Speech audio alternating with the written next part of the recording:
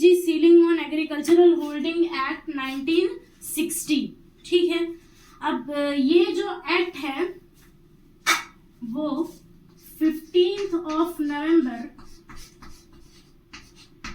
1960 को इफेक्ट में आया था। ठीक है, कब इफेक्ट में आया था? 15 नवंबर 1960। ठीक है,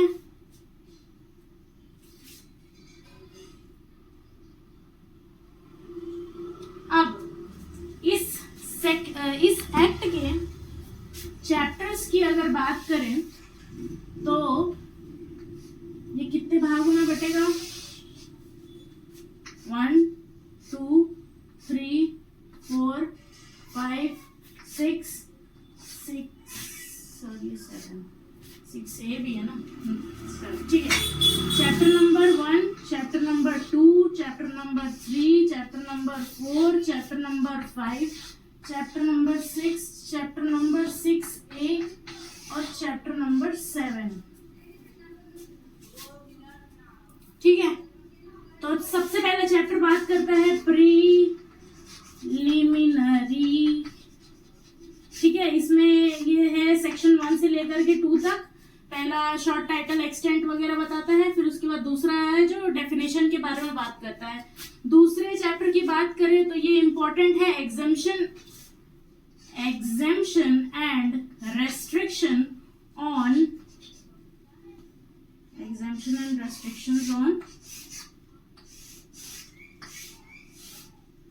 ट्रांसफर ऑफ लैंड। ठीक है, यानी कि कौन से लैंड को ट्रांसफर नहीं किया जा सकता है। एग्जम्पशंस मतलब नहीं किया, एक्सेप्शंस है काइंड ऑफ। ठीक है, रेस्ट्रिक्शंस मतलब किनको रेस्ट्रिक्शंस के साथ ट्रांसफर कर दिया जा सकता है। ठीक है, इसके बाद आते हैं हम लोग थर्ड चैप्टर की ओर।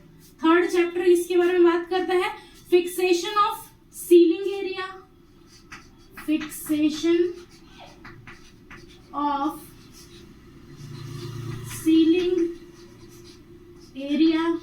ठीक है, fixation of ceiling area, determination of surplus land, determination of surplus land.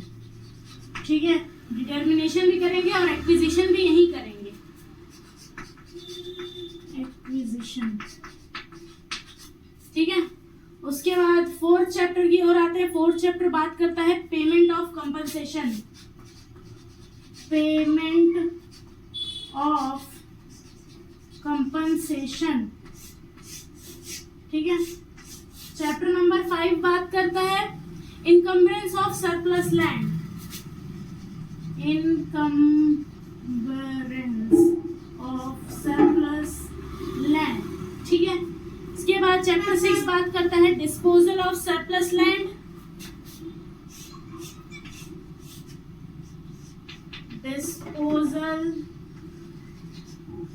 Of surplus land. इसके बाद 6A किसके बारे में बात करता है? Offences and penalty. Offences and penalty. 7th बात करता है मिसलेनियस की।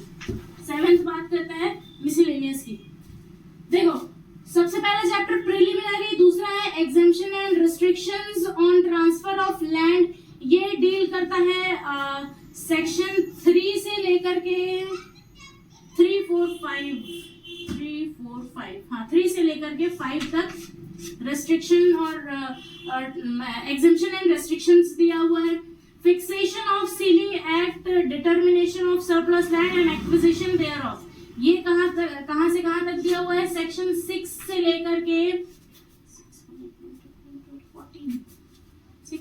14 में दिया है क्या? 6 से लेकर के 15 में दिया हुआ है। ठीक है, कहाँ तक दिया हुआ है? 6 से लेकर के 6 to 15। उसके बाद आते हैं हम लोग 16 से लेकर के 21। 16 से लेकर के 21 बात करता है बेसिकली इसमें क्या होता है, चैप्टर 3 में क्या होता है, डिटर्मिनेशन ऑफ सरप्लस लैंड। सबसे पहले सीलिंग एक्ट फिक्स करते हैं, सीलिंग एरिया फिक्स करते हैं कि कितने एरिया को सीलिंग एरिया कहा जाएगा, मतलब एक व्यक्ति कितना लैंड क्या कर सकता है, होल्ड कर सकता है, ठीक है, वो यहाँ पे फिक्स होता है चैप्टर नंबर 3 में। दूसरा चीज डिटर्मिनेशन ऑफ सरप्लस लैंड, कैसे पता चलेगा, कैसे डिटरमाइन करेंगे कि सरप्लस लैंड है, ये जो भी पर्टिकुलर लैंड है वो एक व्यक्ति का सरप्लस लैंड है। सरप्लस लैंड का मतलब क्या होता है, जितना सीलिंग एरिया आपको दिया गया है, आप उससे एक्सेस में, उसकी लिमिट से ज्यादा अगर आप लैंड होल्ड करते हैं, जैसे आपको दिया गया है 15 एकड़ का आप होल्ड कर सकते हो, उसके बाद आपने जो 16 एकड़ जमीन जो है अपने पास रख ली, तो वो होगा आपका सरप्लस लैंड, ठीक है। तो सरप्लस लैंड का डिटर्मिनेशन कैसे होता है, कैसे पता चलता है कि सरप्लस लैंड है, वो यहाँ पे पढ़ेंगे। एक्विजिशन यानी कि उसको वापस कैसे लेगा गवर्नमेंट, अब तो वापस कैसे लेगा वो यहाँ पे दिया हुआ है। पेमेंट ऑफ कंपनसेशन यानी कि पेमेंट ऑफ कंपनसेशन 16 से लेकर 21 तक में दिया हुआ है। पेमेंट ऑफ कंपनसेशन का मतलब जब आप सरप्लस लैंड गवर्नमेंट को वापस करते हो तो government will give you some amount that is called compensation, ठीक है, वो 16 से लेकर 21 में दिया हुआ है। इनकम्बरेंस ऑफ सरप्लस लैंड 22 से कहाँ तक है भाई, 34 तक, 22 से 34 तक इनकम्बरेंस की बात की जाती है। फिर उसके बाद डिस्पोजल ऑफ सरप्लस लैंड कैसे डिस्पोज होता है, 35 से कहाँ तक है, 37 तक, 35 से 37 तक ये दिया हुआ है। ऑफेंसेस एंड पेनल्टी कहाँ दिया हुआ है, 37A और 37B में, 37A और 37B में। फिर उसके बाद मिसलेनियस है जो कि 38 से लेकर के 50 सेक्शन नंबर 50 तक डील करता है, ठीक है। ये हो गया एक रफ फिगर किसका, सीलिंग एक्ट का जितने भी चैप्टर्स हैं हम उसके बारे में अभी जाने कि हाँ कितने चैप्टर्स हैं, कहाँ से कहाँ तक ये डील करते हैं और क्या ये बताते हैं उस चैप्टर के अंदर, ठीक है। तो प्रिलिमिनरी हम नहीं पढ़ेंगे क्योंकि उसमें फर्स्ट सेक्शन में वही शॉर्ट टाइटल दिया हुआ है और सेकेंड सेक्शन में डेफिनेशंस वगैरह दिए हुए हैं कि सरप्लस लैंड किसको बोलते हैं, फिक्स वो फैमिली किसको बोलते हैं, तो ये बहुत इजी सी चीजें हैं, तो इसको पहले ही हटा दीजिए, ठीक है। उसके बाद आते हैं हम सेकेंड चैप्टर पे, exemption and restriction on transfer of land, ठीक है। तो एक एक करके सारे चैप्टर्स पढ़ेंगे। पहले exemption on transfer of land पढ़ते हैं जी। तो इससे पहले कि हम लोग चैप्टर्स पढ़ें, इसके फीचर्स, इस एक्ट के फीचर्स पढ़ना बहुत ज़रूरी है। तो देखो पहले स्टार्टिंग कहाँ से हुआ था, इंदिरा गांधी के टाइम पे क्या था, वो जब ब्रिटिश लोग आए थे, ठीक है, इंदिरा गांधी से भी पहले जब ब्रिटिश लोग आए थे तो उस टाइम पे जमींदारी सिस्टम चलता था। तो जमींदारी सिस्टम में क्या होता था कि जिसके पास जमीन है वो उसके पास बहुत सारी जमीन है और जिसके पास नहीं है, यानी कि जो लेबरर्स लोग होते थे ना, एग्रीकल्चरल लेबरर लोग जो काम करते थे उस जमीन पे, उन लोग के पास जमीन नहीं होती थी, ठीक है। तो इंदिरा गांधी ने एक ऐसा बिल प्रस्तुत किया कि एक सीलिंग एरिया नामक चीज आएगा जिसमें बताया जाएगा आपको कि इतना लिमिट तक आप लैंड रख सकते हैं, इसके ऊपर आप नहीं रख सकते हैं। उससे क्या होगा, रीडिस्ट्रीब्यूशन ऑफ लैंड होगा। रीडिस्ट्रीब्यूशन ऑफ लैंड कैसे होगा, जिसके पास जमीन नहीं है उसके पास भी जमीन जाएगी, एटलीस्ट इतनी कि वो रहने खाने का, उसका खेती बाड़ी का काम धाम हो जाए, ठीक है। तो अब इस एक्ट के फीचर के बारे में पढ़ते हैं। ये तो पता चल गया क्यों आया कि भैया अमीर और अमीर ना होता जाए और गरीब ना होता जाए। इस व्यू को देखते हुए सीलिंग एक्ट को लाया गया, ठीक है। अब इसका फीचर देखते हैं तो सबसे पहले बताता है ये जो एक्ट है वो सीलिंग एरिया बताता है, ठीक है। सीलिंग एरिया बताता है मतलब इस हद तक आप रख सकते हैं लैंड और इसके ऊपर आप जो लैंड रखेंगे वो सरप्लस लैंड होगा। सरप्लस लैंड को जो गवर्नमेंट है वो एक्वायर कर लेगी। एक्वायर करने का प्रोसेस वगैरह इस एक्ट में दिया हुआ है, ठीक है। तो ये सीलिंग एरिया फर्स्ट फीचर हो गया। सेकेंड फीचर हो गया कैटेगरी ऑफ लैंड होल्डर्स। कितने प्रकार के लैंड होल्डर्स होते हैं वो बताया गया है। तो पहला तो हो गया आपका जो भूमि स्वामी है, दूसरा आपका लैंड होल्डर कौन हो गया, जो गवर्नमेंट लीजी होता है ना, जो लीज वो भी एक प्रकार का लैंड होल्डर है। उसके बाद आते हैं डिटर्मिनेशन ऑफ सरप्लस लैंड पे। तो सरप्लस लैंड डिटरमाइन करता है ये एक्ट, क्या डिटरमाइन करता है? सरप्लस लैंड, कि कौन सी जमीन जो है वो सरप्लस लैंड के अंदर आएगी, तभी तो एक्वायर कर पाएगी ना गवर्नमेंट उसको। उसके बाद फोर्थ पे आते हैं कंपनसेशन। अब एक्वायर कर लिए आप, गवर्नमेंट ने एक्वायर कर लिया लैंड को, तो उसके बदले में उसको कंपनसेशन पे करना पड़ता है। अब वो कंपनसेशन किस बेसिस पे पे करेगा? मार्केट वैल्यू उसका क्या चल रहा है, किस टाइप की जो है लैंड है ये सबको देखते हुए, इन सारे फैक्टर्स को देखते हुए गवर्नमेंट जो है वो कंपनसेशन देगा। फिफ्थ पॉइंट आता है रीडिस्ट्रीब्यूशन। जैसे कि मैंने बताया, अमीरों के पास और मतलब जिसके पास लैंड है उसके पास और लैंड पे लैंड ना हो। मतलब मैं ये कहना चाह रही हूँ कि जो गरीब है उसके पास भी लैंड रहे, जो अमीर है उसके पास भी लैंड रहे। अमीर के पास अति से भी ज्यादा लैंड ना हो और गरीब के पास अति से भी कम लैंड ना हो, ठीक है। तो इसलिए रीडिस्ट्रीब्यूशन होता है ताकि सबको मिल पाए, ताकि इक्वालिटी आ पाए, ठीक है, स्टेबिलिटी आ पाए। उसके बाद एडमिनिस्ट्रेशन दिया हुआ है इस एक्ट में कि बेसिकली पावर्स, रेगुलेशंस वगैरह इस एक्ट में प्रोवाइडेड हैं कि हाँ कौन से रूल्स रहेंगे, किन रूल को फॉलो किया जाएगा, कौन सा ऑफिसर रहेगा, ऑफिसर की क्या जिम्मेदारी रहेगी, वो आ जाता है एडमिनिस्ट्रेशन में। फिर उसके बाद पेनल्टी मतलब अगर आपने अपनी जिम्मेदारी नहीं निभाई, मान के चलिए आपको बता दिया गया है कि आपका जो लैंड है वो सरप्लस लैंड है और इस तारीख तक आपको इस सरप्लस लैंड को गवर्नमेंट को वापस देना है, आपने वो लैंड नहीं दिया, तो आगे का प्रोसीजर क्या होगा, पेनल्टी आप पे कितनी फाइन होगी, पेनल्टी होगी या फाइन होगा या इम्प्रिजनमेंट होगा, ये सारा चीज इसमें बताया जाता है। फीचर के बाद, अब ये फीचर हो गया, इसके बाद हम लोग आते हैं चैप्टर्स की ओर। तो चैप्टर हम लोग कौन सा पढ़ रहे हैं? चैप्टर 2 पढ़ेंगे हम।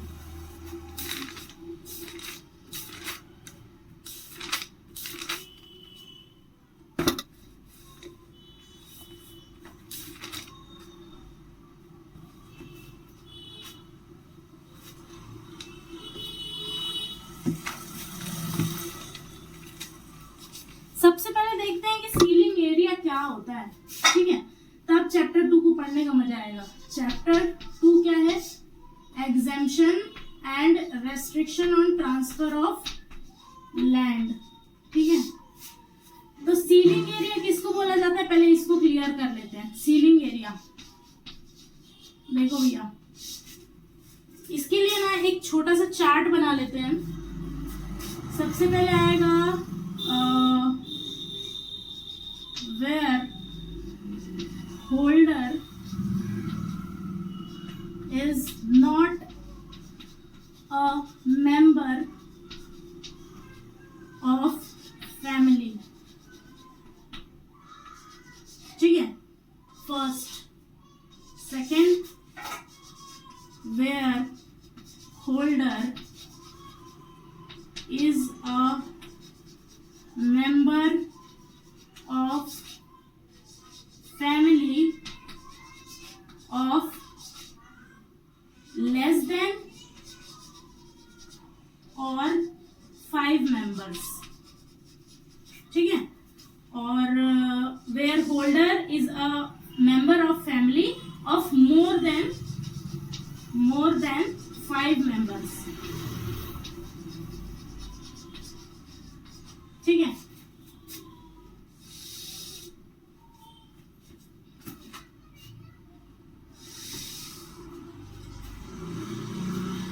अब यहां लिखते हैं 3.1 2 3, यहां भी लिखेंगे 1 2 3, यहां लिखेंगे 1 2 3, ठीक है। अब इसे 1 2 3 1 2 3 1 2 3 में क्या आएगा?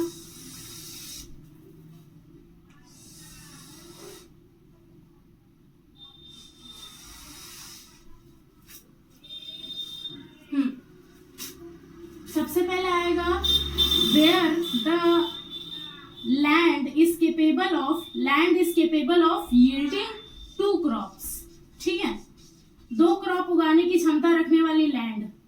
एक क्रॉप उगाने की क्षमता रखने वाली लैंड, और ये हो गया ड्राई लैंड। ठीक है, यहां पे भी वही 2 क्रॉप, 1 क्रॉप और dry land, 2 crop, 1 crop, dry land. ठीक है, अब देखो, where the holder is not a member of a family, जहां होल्डर किसी भी फैमिली का मेंबर नहीं है, यानी कि जहां होल्डर अकेला है, तो वो ऐसी लैंड, ऐसी एग्रीकल्चरल लैंड जो 2 क्रॉप उगा सकती है, उसको कितना रख सकता है? तो ये रख सकता है 10 एकड़, 10 एकड़। ठीक है, और 1 क्रॉप में क्या आएगा? 15 एकड़। ड्राई लैंड में क्या आएगा? 30 एकड़। ये लिमिट है, सीलिंग लिमिट।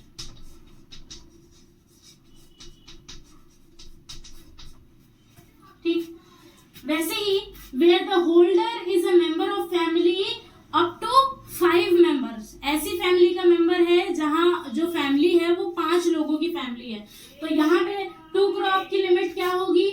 2 क्रॉप की लिमिट होगी 18 एकड़। सिंगल क्रॉप की 27 एकर्स, और ड्राई लैंड की लिमिट है 54 एकर्स। उसी प्रकार मोर देन 5 मेंबर्स हैं अगर, तो 2 क्रॉप की लिमिट क्या है? 54। देन उसके बाद 1 क्रॉप का है, और 1 क्रॉप का कितना है यार?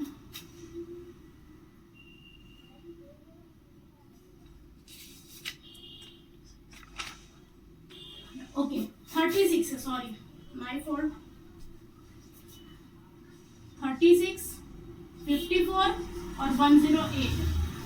ठीक है, 36, 54, 108, 36, 54, 108, 36, 54, 108। ठीक है, इतनी बात समझ में आ गई। ये है सीलिंग एरिया, कि अगर आप सिंगल बंदे हो, अगर आप फैमिली के बंदे हो, और अगर आप 5 लोगों से ज्यादा फैमिली रखने वाले बंदे हो, ठीक है, तो आप इन सिचुएशंस पे सिंगल क्रॉप यील्ड करने वाली लैंड कितनी होल्ड कर सकते हो, डबल क्रॉप यील्ड करने वाली लैंड को कितना होल्ड कर सकते हो, और ड्राई लैंड को कितना होल्ड कर सकते हो, ये बताया गया है। तो ये जो सिंगल पर्सन है, सिंगल लैंड होल्डर है, 10, 15, 30। ये जो फैमिली मेंबर है 5 से कम लोगों का 18, 27 और 54। देन उसके बाद मोर देन 5 मेंबर्स के केस में 36, 54, 108।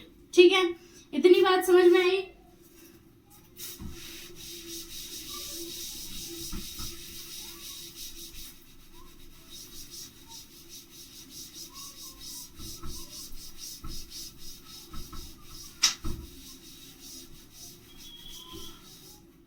चलो, इसके आगे अब हम लोग देखेंगे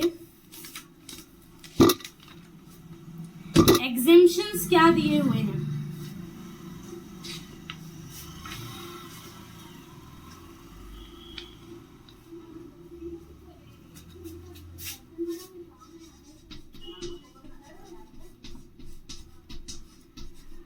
एग्जेम्पशंस क्या दिए हुए हैं? सबसे पहला गवर्नमेंट लैंड, ठीक है। दूसरा एजुकेशनल इंस्टीट्यूशन,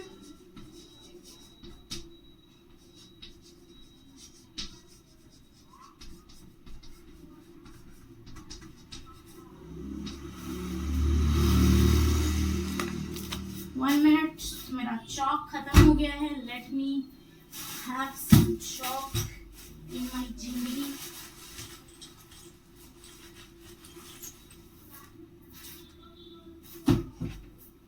हाँ जी,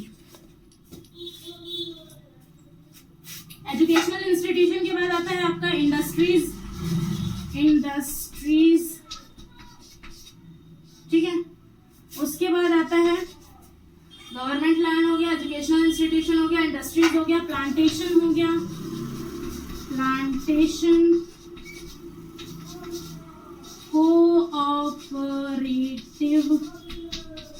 cooperative farming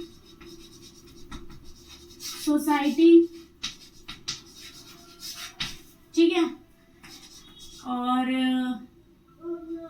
ex serviceman,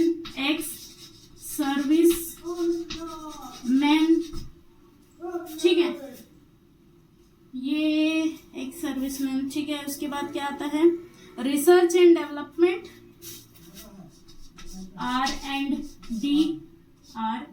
R&D, और उसके बाद लास्ट है चैरिटेबल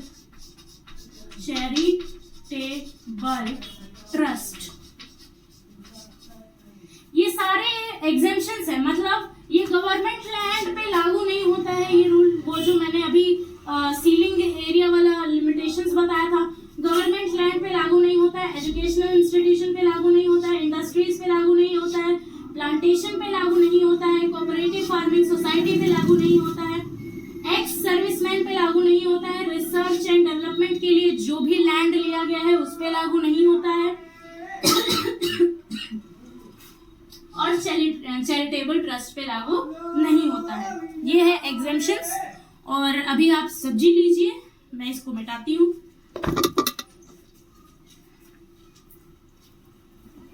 ये वीडियो के टाइम पे सब्जी बनता है, सब्जी बेचने वाला आ जाता है।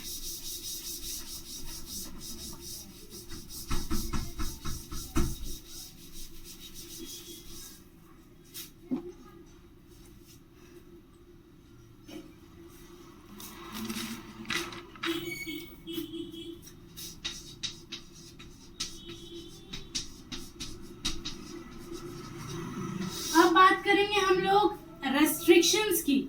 तो रेस्ट्रिक्शंस इसमें कितने हैं, 5 रेस्ट्रिक्शंस हैं। पहला, प्रोहिबिशन ऑन फ्रेगमेंटेशन, ठीक है। दूसरा, approval required, third,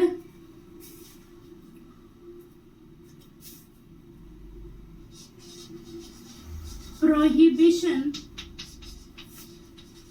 on transfer to किसको, नॉन एग्रीकल्चरिस्ट,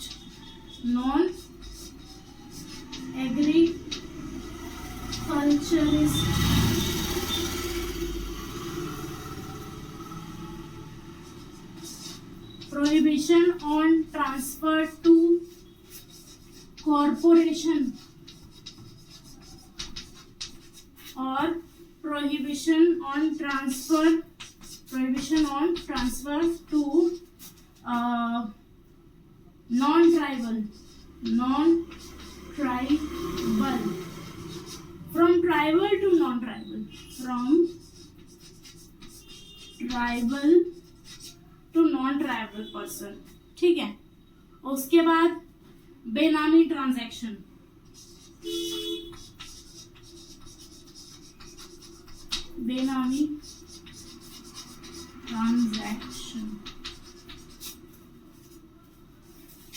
हाँ जी।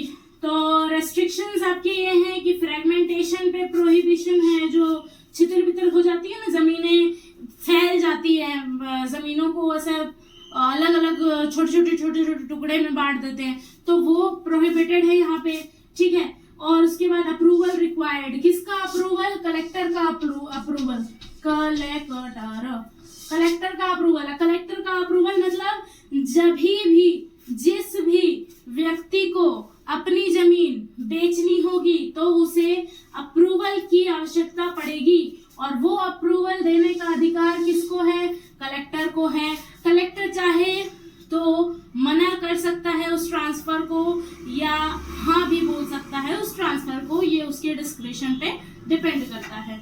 उसके बाद आते हैं prohibition on transfer to non agriculturist. Non agriculturist को ट्रांसफर करने में भी प्रोहिबिशन लगा हुआ है कि नॉन एग्रीकल्चरिस्ट को भी आप ट्रांसफर नहीं कर सकते, किसी कॉरपोरेशन को ट्रांसफर नहीं कर सकते। एक ट्राइबल पर्सन के द्वारा नॉन ट्राइबल पर्सन को लैंड ट्रांसफर नहीं कर सकते। अगर करनी है तो prior permission of collector is must, ठीक है। उसके बाद बेनामी ट्रांजैक्शन, बेनामी ट्रांजैक्शन जो होगी वो निल हो जाएगी, नलीफाई हो जाएगी, ठीक है। ये हो गए आपके restrictions.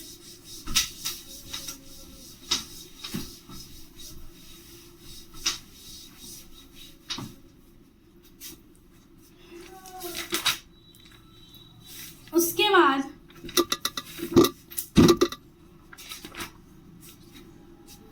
Fixation of ceiling area, chapter number 3, जो कि मैंने बता दिया, nation of surplus land and acquisition thereof, ठीक है। तो इसमें 3 चीज बोल रहा है। क्या क्या बोल रहा है? चैप्टर 3 3 चीजें बोल रहा है। एक मिनट, चैप्टर 3 3 चीजों की बात कर रहा है। सबसे पहला फिक्सेशन ऑफ सीलिंग एरिया, ठीक है। तो इसमें वो आएगा जो मैंने चार्ट बताया था आपको, जो लिमिट्स दी हुई है सीलिंग एरिया की, वो इसमें आएगा। उसके बाद दूसरा चीज क्या बोलता है? डिटर्मिनेशन ऑफ सरप्लस लैंड, ठीक है। सरप्लस लैंड को कैसे डिटरमाइन किया जाएगा, कैसे पता लगाया जाएगा कि ये पर्टिकुलर जमीन जो है वो सरप्लस लैंड है, ठीक है। वो इसमें पढ़ेंगे हम लोग, ठीक है। उसके बाद तीसरा चीज क्या बोलता है? Acquisition, acquisition of surplus land, ठीक है। ये तीनों के बारे में कौन सा चैप्टर बात करता है? Chapter number 3 of the CG ceiling on agricultural holding act 1960, ठीक है। अब फिक्सेशन ऑफ सीलिंग हम लोगों ने देख लिया, बचे कौन से? डिटर्मिनेशन ऑफ सरप्लस लैंड और एक्विजिशन, ठीक है। पहले देखते हैं कि सरप्लस लैंड होता क्या है, ठीक है। जो हमको लिमिट दी गई है कि for an example where person is not a member of a family, ठीक है।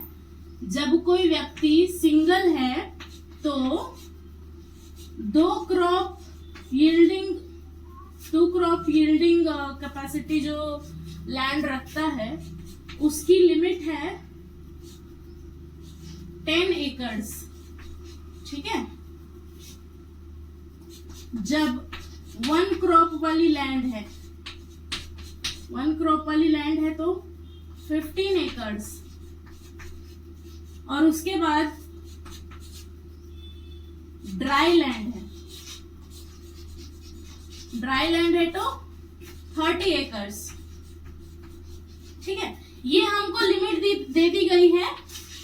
फॉर एन एग्जाम्पल कि 2 क्रॉप यील्ड करने वाली लैंड को एक सिंगल व्यक्ति जो कि एक फैमिली का मेंबर नहीं है वो 10 एकड़ तक होल्ड कर सकता है। फिर उसके बाद सिंगल क्रॉप वाले में 15 एकड़ तक होल्ड कर सकता है। फिर उसके बाद ड्राई लैंड को 30 एकड़ तक होल्ड कर सकता है।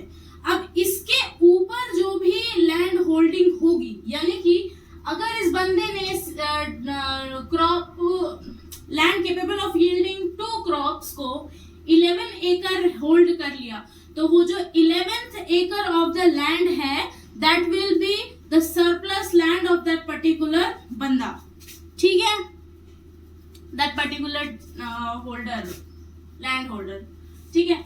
अब क्या है? ये है सरप्लस लैंड, ठीक है। तो सरप्लस लैंड का मतलब क्या हुआ?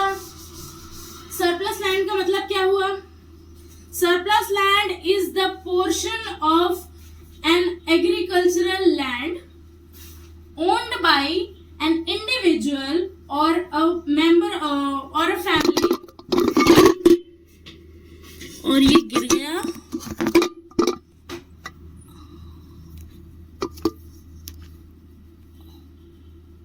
क्या गरीब आदमी है ना, तो थोड़ा सेटल करना पड़ता है।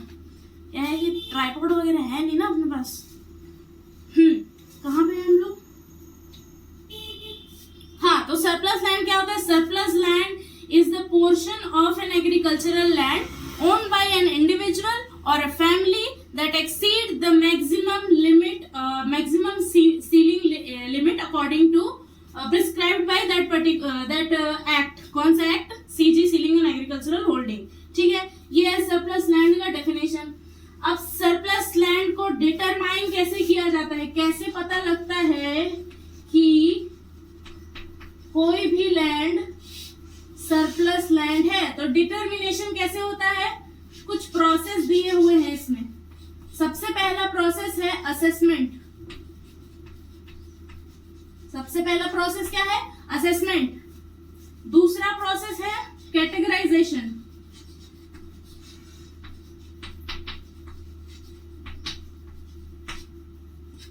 फिर उसके बाद है एप्लीकेशन ऑफ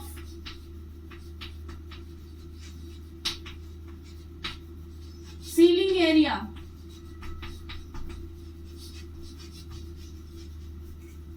उसके बाद है नोटिफिकेशन एंड ऑब्जेक्शन।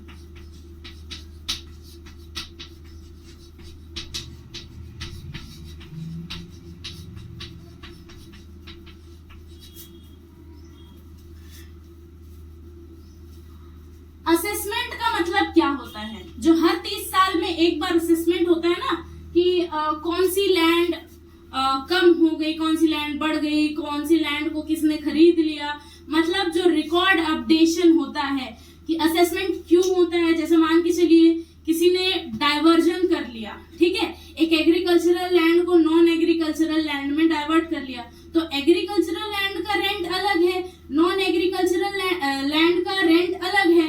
तो ये कैसे पता लगेगा? वो रेवेन्यू ऑफिसर्स के थ्रू पता लगेगा, स्टेट गवर्नमेंट को थ्रू द असेसमेंट प्रोसेस। ठीक है, तो असेसमेंट प्रोसेस यही होता है, इंफॉर्मेशन गैदर करना, इंफॉर्मेशन कलेक्ट करना about the land in that state. ठीक है, उसके बाद आते हैं कैटेगराइजेशन।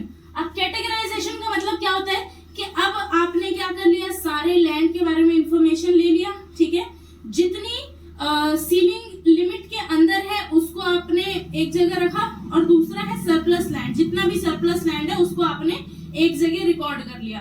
अब उस सरप्लस लैंड में देखना है कि कौन कौन से कैटेगरी का सरप्लस लैंड है ये। ठीक है, यानी कि एक्विजिशन हुआ, उसके बाद आपको लैंड को कैटेगराइज करना है कि इरिगेटेड लैंड है, नॉन इरिगेटेड लैंड है, ऑर्चिड्स है, या जो भी है। ठीक है, तो कैटेगराइज करें। फिर उसके बाद क्या किया हम लोग? Appointment of ceiling area, application of ceiling area. Application of ceiling area का मतलब क्या है कि अब पता करेंगे कि क्या वो सीलिंग एरिया के ऊपर है या वो सीलिंग एरिया के अंदर में आ रहा है। ठीक है, क्या पता करेंगे कि वो सीलिंग एरिया के अंदर आ रहा है या सीलिंग एरिया के बाहर का वो लैंड है। ठीक है, अब जब पता लग गया कि वो सीलिंग एरिया के बाहर का लैंड है, यानी कि वो सरप्लस लैंड है, तो क्या करेंगे? जो भी उसका ओनर होगा, ठीक है, जो भी उसको ओनर होगा उस जमीन का, उसको नोटिफिकेशन भेजेंगे। ठीक है, नोटिफिकेशन कैसे भेजेंगे?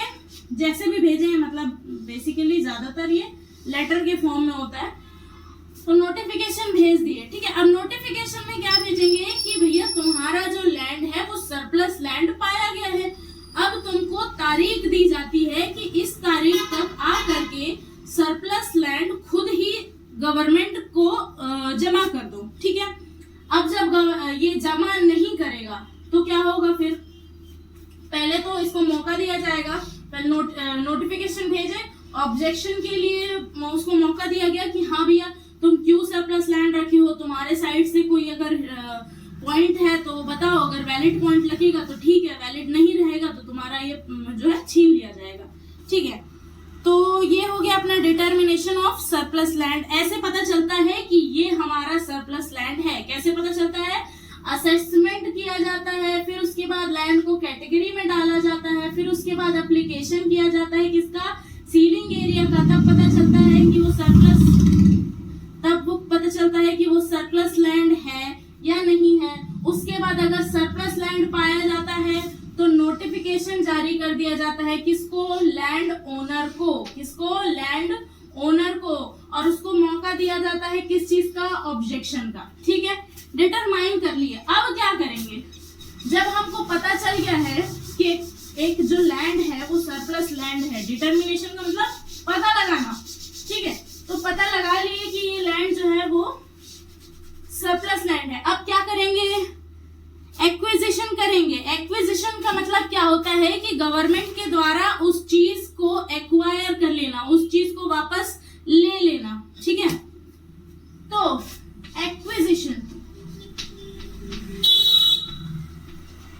एक्विजिशन का प्रोसेस क्या होगा, सबसे पहले तो भैया नोटिस आया, ठीक है। नोटिस किसको आया, नोटिस किसको आया, लैंड ओनर को आया। लैंड ओनर को नोटिस आने के बाद उसको कुछ समय का कुछ टाइम दिया गया कि आप इस टाइम पीरियड में अपना लैंड जो है वो जमा कर दीजिए। उन्होंने जमा नहीं किया तो फिर उनको एक बार हियरिंग का मौका दिया जाएगा कि कहीं ये बंदा, इसके पास कोई वैलिड रीजन तो नहीं है, ये देखने के लिए उसको हियरिंग का मौका दिया जाता है, ठीक है। हियरिंग में जो भी तामझाम हुआ, पार्टी ने उसको सुना, रेवेन्यू ऑफिसर्स ने उसको सुना कि हाँ भाई ये रीजन था इस लैंड को रखने का, वैलिड लगा तो ठीक, नहीं लगा तो छीन लिया जाएगा, नहीं लगा तो क्या कर लिया जाएगा, छीन लिया जाएगा। टेकिंग ऑफ पोजेशन, ठीक है। पोजेशन का ले लेना। हियरिंग के बाद अगर वैलिड पॉइंट लगा तो ठीक है, अगर वैलिड पॉइंट नहीं लगा तो पोजेशन ले लिया जाएगा। पोजेशन लेने के बाद अब क्या होगा, जमीन किसके पास आ गई, गवर्नमेंट के पास जमीन आ गई। अब जब गवर्नमेंट के पास जमीन आ गई तो गवर्नमेंट उस जमीन के लिए कंपनसेट करेगी। क्या करेगी, कंपनसेट करेगी, यानी कि पैसा देगी। कंपनसेशन कैसे फिक्स होगा, मार्केट वैल्यू पे, मार्केट वैल्यू को देखते हुए फिक्स होगा, टाइप ऑफ लैंड को देखते हुए फिक्स होगा, ये सारे फैक्टर्स को देखते हुए कंपनसेशन फिक्स होगा। उसके बाद क्या होगा, अब उन्होंने लैंड ले लिया, कंपनसेट कर दिया, अब वो गवर्नमेंट क्या करेगी, रीडिस्ट्रीब्यूट करेगी।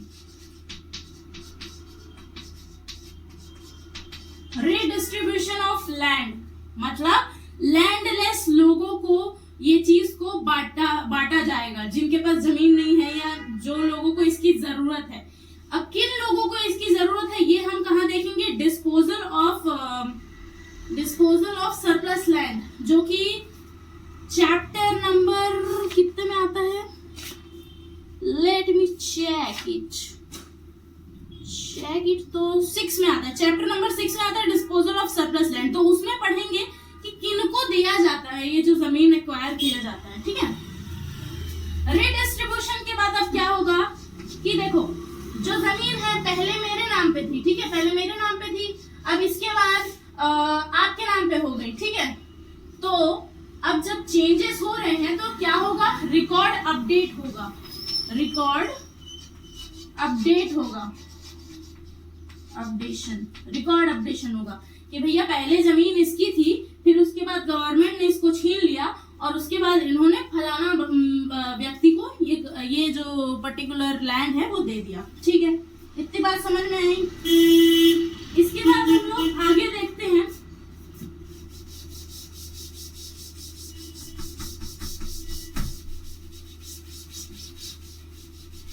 ये एक्विजिशन जो था, एक्विजिशन तक का, यानी कि सरप्लस लैंड क्या होता है, फिक्सेशन ऑफ सीलिंग एरिया क्या होता है, डिटर्मिनेशन ऑफ सरप्लस लैंड कैसे किया जाता है, डिटरमाइन सरप्लस लैंड को, और उसके बाद एक्विजिशन ऑफ सरप्लस लैंड कैसे किया जाता है, ये सब आता है चैप्टर नंबर 3 में।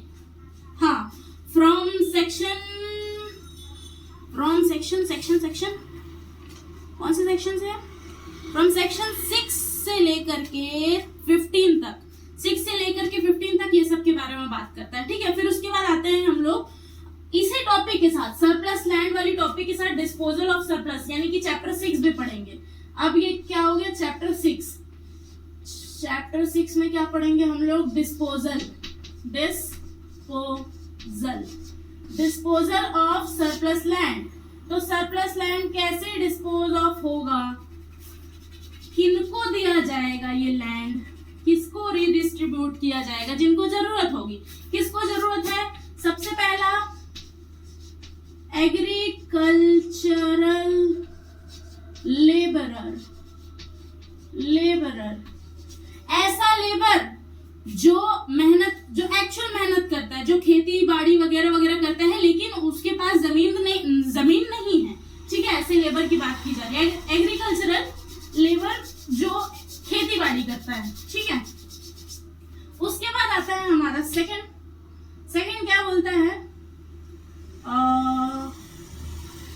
क्या बोलता है यार, सेकेंड तो मैं भूल गई, चलो देख लेते हैं।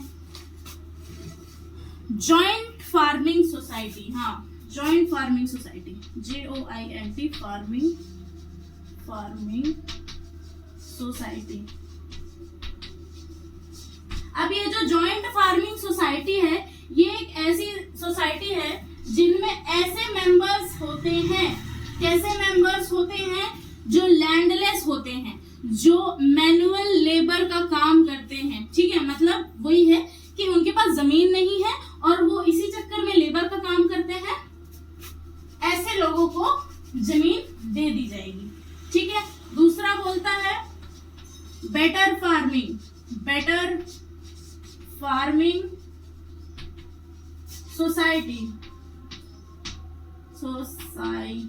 बेटर फार्मिंग सोसाइटी में भी ऐसे मेंबर्स जो कि लैंडलेस लेबरर्स हैं, जो कि मैनुअल लेबर सर्व करते हैं। ठीक है, उसके बाद आता है हमारा अदर कोऑपरेटिव फार्मिंग सोसाइटी। ठीक है, ये फिर उसके बाद ये मतलब बेसिकली 3 प्रकार की सोसाइटी आ जाती है। ठीक है, कौन कौन सी? Joint farming society, better farming society और अदर कॉर्पोरेटिव फार्मिंग सोसाइटी। ठीक है, उसके बाद आता है आपका फ्रीडम फाइटर।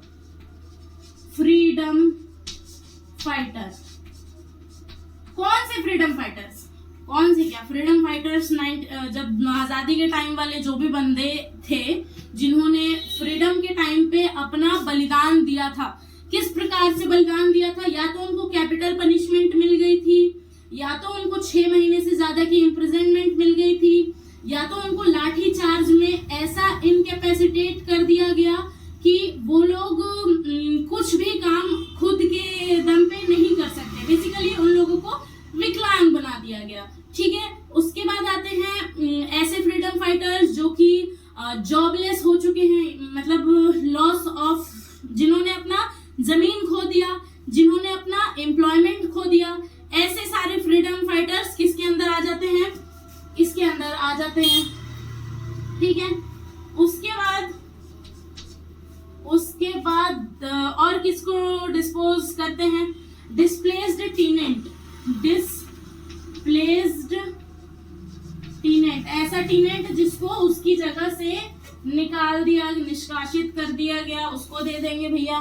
फिर उसके बाद ओनर हैविंग कंटिन्यूअस लैंड, उसको छोड़ो।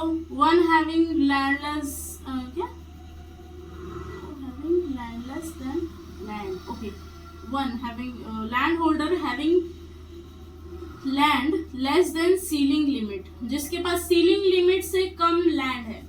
ठीक है, जिसके पास सीलिंग लिमिट से कम का लैंड है, सीलिंग लिमिट से कम का लैंड है, उसको भी दिया जाएगा। ठीक है, अब इसके जॉइंट फार्मिंग सोसाइटी जो है, बेटर फार्मिंग सोसाइटी जो है, इसके मेंबर्स को भी दिया जाएगा और एग्रीकल्चरल लेबरर्स को भी दिया जाएगा। तो बेसिकली जॉइंट फार्मिंग सोसाइटी के मेंबर्स का एक पॉइंट हो गया, जॉइंट फार्मिंग सोसाइटी के एग्रीकल्चरल लेबरिस्ट का दूसरा पॉइंट हो गया। फिर उसके बाद बेटर फार्मिंग सोसाइटी के मेंबर्स का एक पॉइंट हो गया, बेटर फार्मिंग सोसाइटी के एग्रीकल्चरिस्ट लेबर का एक पॉइंट और हो गया, मतलब दूसरा पॉइंट हो गया। ठीक है, इन लोगों के ऊपर ये जो रिडिस्ट्रीब्यूशन होता है, इन लोगों को इस टाइम पे बांटा जाता है। ठीक है, इतनी बात समझ में आ गई। उसके बाद और कौन सा इंपॉर्टेंट टॉपिक है इसमें? इस एक्ट में पेमेंट ऑफ कंपनसेशन है, चैप्टर। अबे यार कहाँ घुसे चले जा रहे हो, रुको।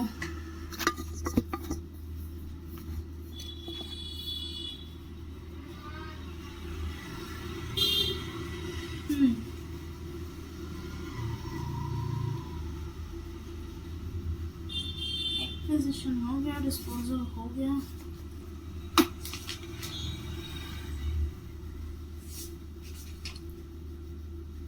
उसके बाद ऑफेंसेस एंड पेनल्टी है chapter 6A। Offences and penalty में क्या बोलता है कि जिस व्यक्ति ने उस टाइम लिमिट पे अपना सरप्लस जमीन को नहीं दिया उसको पेनल्टी क्या लगेगी, तो 2 साल का इम्प्रिजनमेंट होगा या फिर 5,000 रुपए तक का 2 साल तक का इम्प्रिजनमेंट या फिर 5,000 तक का फाइन लग जाएगा। ठीक है, बस यही है और कुछ नहीं है इस एक्ट में। और कुछ है क्या?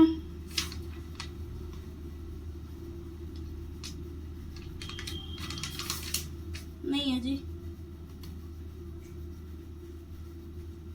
एक केस डाल देना, Rajendra Kumar versus state of Chhattisgarh 2007।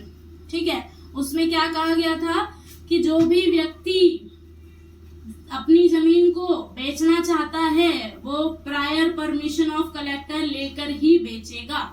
बस ये छोटा सा केस लो डाल देना उसमें, इसमें आंसर शीट में। धन्यवाद।